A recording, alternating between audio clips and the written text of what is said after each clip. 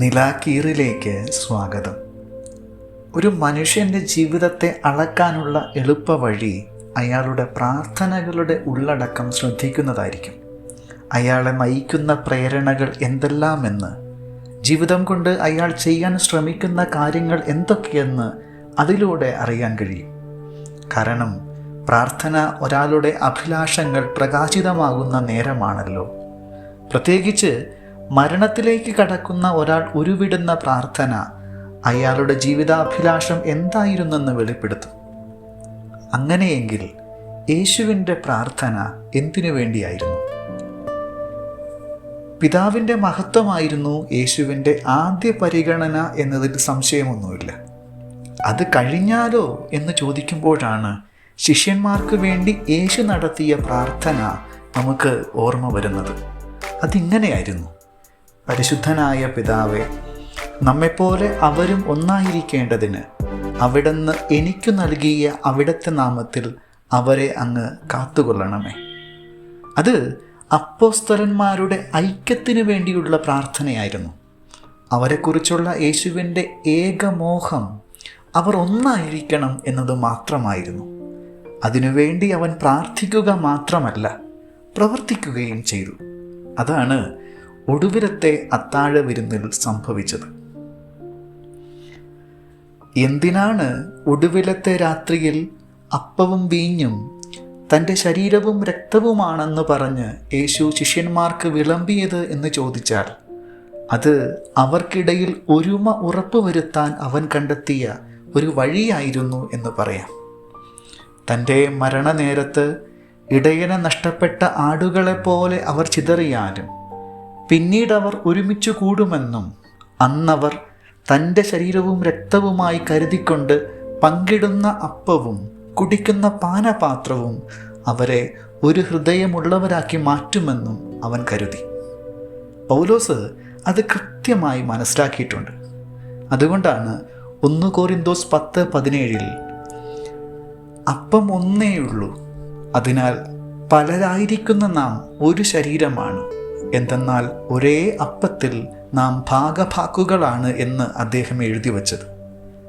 ഒരേ അപ്പത്തിൽ നിന്ന് ഭക്ഷിക്കുന്നവർ വിഭജിതരായി പോവില്ല എന്നതായിരുന്നു യേശുവിൻ്റെ പ്രതീക്ഷ എന്ന് കരുതണം. യേശുവിന് മുമ്പ് ഇത്തരത്തിൽ ആരെങ്കിലും ചെയ്തിട്ടുണ്ടോ എന്നറിയില്ല.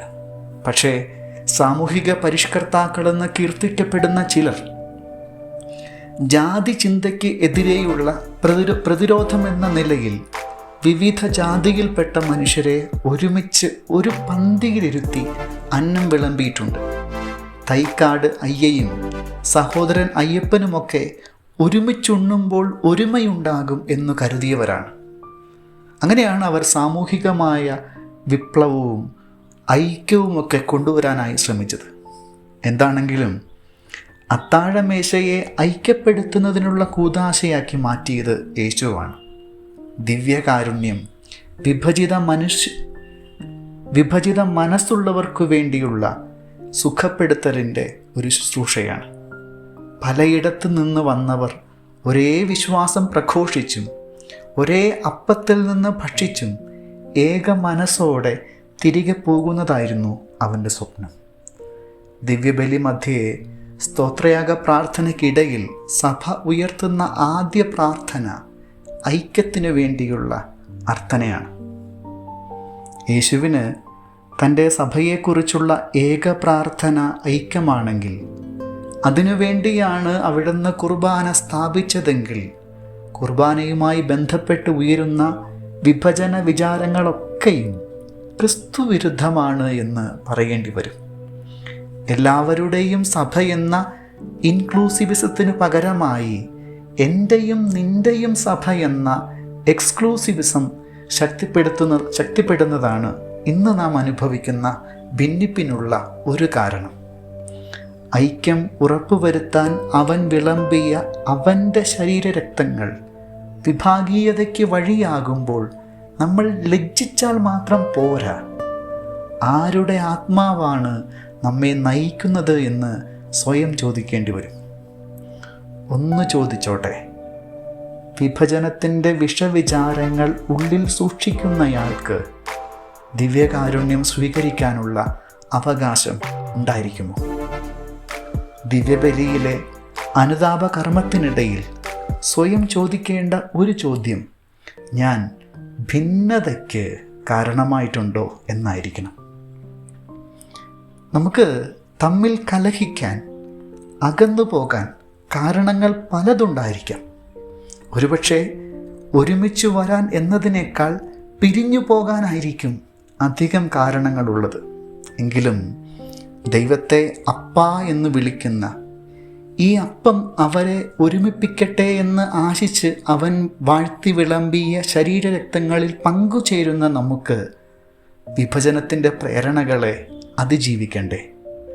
ദിവ്യകാരുണ്യം സ്വീകരിച്ചവർക്ക് അത് ചെയ്യാതിരിക്കാനാവില്ലല്ലോ.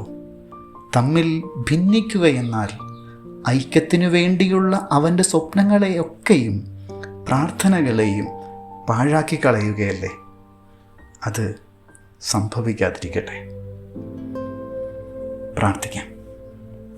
ദൈവമേ, ഐക്യത്തിനു വേണ്ടി ആശിക്കാനും ഒന്നായിരിക്കുന്നതിൻ്റെ സന്തോഷം അനുഭവിക്കാനും ദിവ്യകാരുണ്യ സ്വീകരണം ഞങ്ങൾക്ക് പ്രേരണയാകട്ടെ. ആമേൻ. സ്തുതിയായിരിക്കട്ടെ.